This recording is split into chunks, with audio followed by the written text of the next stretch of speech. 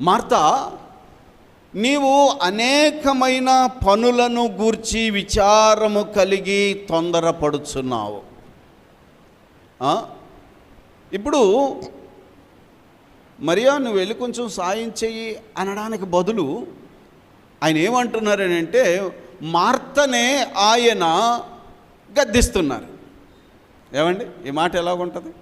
మార్తనే ఆయన గద్దిస్తున్నారు. మార్తా, నీవు అనేకమైన పనుల చేత, విస్తారముగా నీవు పనులు పెట్టుకున్నట్టు చేత నీవు విచారము కలిగి తొందరపడుతున్నావు.